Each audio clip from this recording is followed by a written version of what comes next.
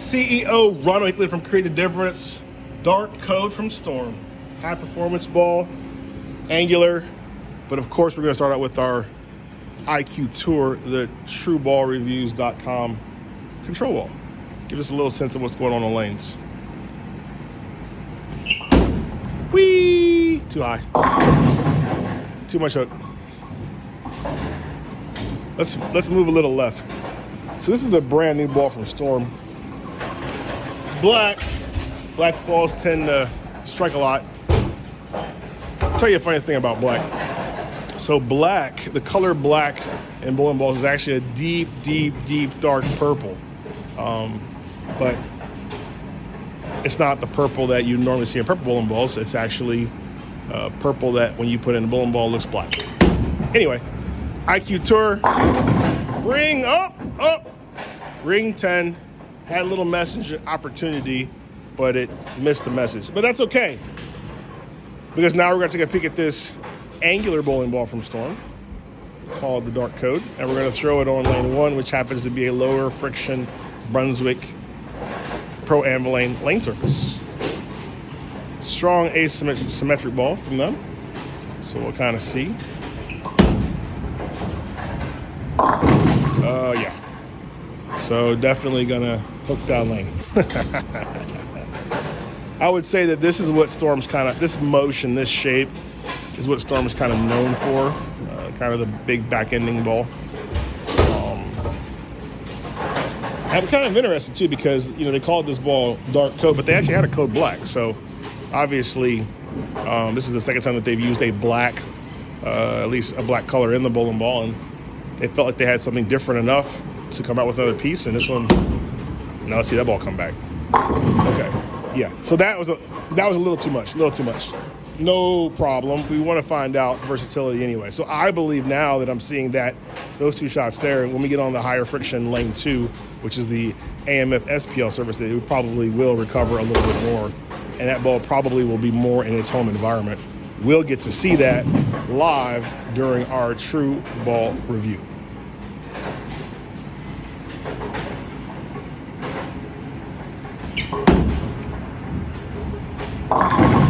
So it definitely hooks when you get it in a little bit.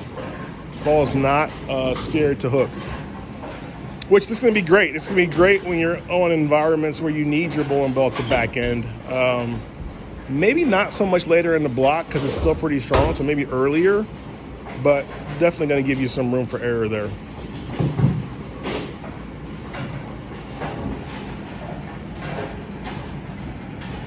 We'll see. Get it a little bit right for me. That's close. Nope. Man. Yeah. She's definitely got that back ending action. So now that brings me to another point. Well, when do you use angular balls, right? So when you have room for error. Now, the bad part is he doesn't have unlimited room for error. So because of that, the bowling ball can be a little bit more touchy and you get what's called over-under, which nobody wants that. So this definitely is not necessarily the pristine environment that we would look for this bowling ball to shine in. But nonetheless, we've got two environments just by the lane surface change. And when it goes through the pins, it runs over the 8 pin, which is a good sign to be able to strike. So now we'll go ahead and move over to lane 2. That'll let us be able to see a little bit more friction on the lane via the lane surface, as both lanes were oiled with the exact same pattern, which is Wall Street V2.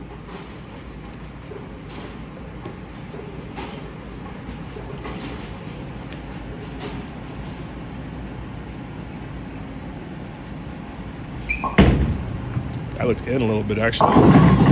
Yeah, I looked in a little bit, maybe more in the oil. Because of that, it over pushed, did not get around the corner. So he will either get it further right, or he'll move everything a little further right to the friction to get that ball to boomerang off like it's supposed to. Now, I'll tell you something that you could do to fix this, right? Let's say you're bowling in practice and this is a reaction that you have. The absolute right thing to do is go grab yourself a TruCut sanding pad and adjust the surface. There's too much shine on this ball. You take some of the shine off of it to be able to give you a little bit more of a consistent reaction.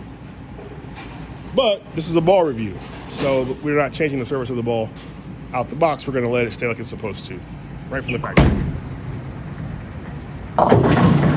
Closer.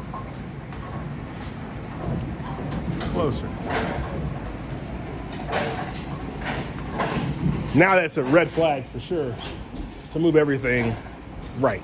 You gotta move everything right.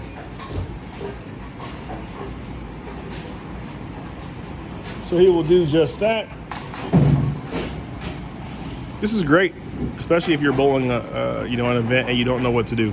I think a lot of times people get brand new balls and they don't know what to do, or they're afraid to adjust the surface because they know that it came from the manufacturer a certain way. But I'll tell you, one of the things that we highly encourage is that you adjust the surface of your bowling balls, because that is how you can get yourself the reaction you need when you need it.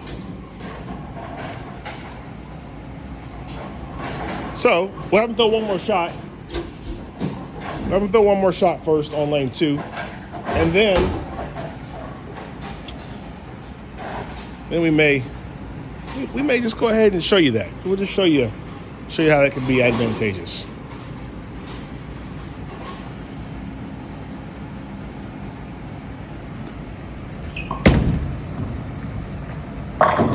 Yeah, actually it looks pretty good right now. That shape is a pretty good looking shape. Definitely long, definitely angular. Like seeing that.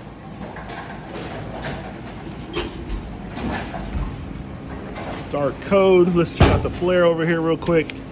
You can see this ball's got a lot of flare. This is dry flare rings, and this is oil flare rings. Now here's what's interesting. It doesn't really matter whether you have a big gap or a little gap. If there's a gap period, the ball's not rolling on the same part of the ball, right? So that's what's important when you're throwing the bowling ball, trying to maximize the performance of that bowling ball. So what we'll do real fast, we'll actually adjust the surface of this ball just a little bit so we can show you how to do it. So we're going to use a 3000 grit True Cut pad, and we're going to use True Cut conditioner on this bowling ball just to knock the surface off of it. So we're going to use a little bit of True Cut conditioner. That's a good product to keep the ball surfaced evenly and make the pad last longer, believe it or not. So we'll just lightly hit the surface of the ball, knock a little bit of that factory shine off of it, and then we'll show you kind of what that does. We'll kind of show you the performance impact that has on the ball here, because I believe that that's going to give him a little bit more room for error. Those last 2 shots obviously were really, really good, but I believe you can create a little bit more room for error if you get the factory shine off of it, because what you're going to see is it'll be a little less pushy, a little less squirty, a little less go long when it's in the oil, and it won't be as overreactive as it is when it hits the friction, because you need a little bit of control there, right? You don't want too wet or too much of a wet, dry type of a lane environment. Actually isn't good for striking either. So we'll go ahead and have him put some finishing touches of surface on the ball. Notice he's using that power pad to not only control that conditioner, excess conditioner, but then put a little wow factor ball cleaner on the ball to get the excess off. So that's always a little bit of a nice little help too. And we're just cracking that. It's kind of called cracking the surface of the ball, right? We're not trying to get the ball to be super dull. We just want to get a little bit of that shine that's on the ball off the ball. And you'll see, like, this is going to make a pretty substantial difference. Now, if we truly wanted to get the bowling ball to 3000 grit, we would have to hit it with 2000 grit first and then hit it with 3000 grit. And the reason being is because that's the way the True Cut pad system works. You need to be able to get the ball to 2000 if you want to end up at 3000. But because we're not doing that, we're hitting the ball just with 3000, we're just going to get that shine, that super shine off the ball, which will still allow it to push through the front. It'll allow us to get a good back end reaction, but I think you're going to be able to see a little bit more of a controlled reaction and less over under. That's in. That was in, and we got a blower 710 out of that. Which is fine. I mean, that's what we're wanting you to be able to see, kind of the difference that little bit of surface change makes. We'll go ahead and get a re-rack, get a full rack. He'll throw that again.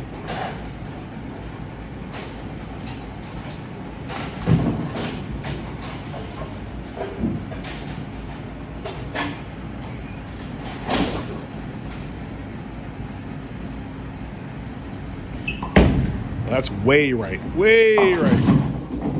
Not what you want. If you do that, you will not strike. And in fact, you may only get 4 pins. Because this has the head pin in it, it's not a split, believe it or not. That's not a split combination.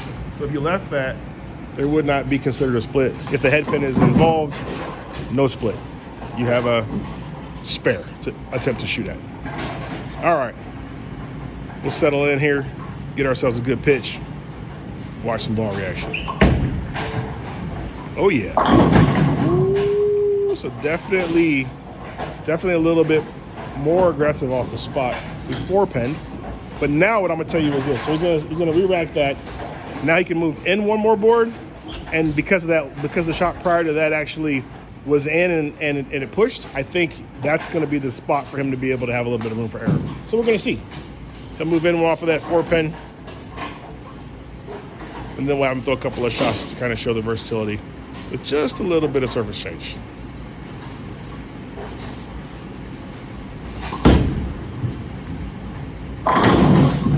Ouch.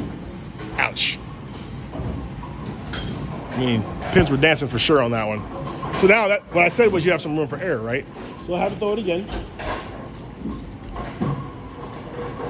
And he moved in a little bit.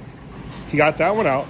If he gets it in, the ball's gonna push, but not over push. If he gets it out, it's gonna react, but not overreact. So you should have a little bit of just room for error in general, which is kind of what you're looking for, especially if you're trying to create high scores. See, that one's in, but nice up on wood.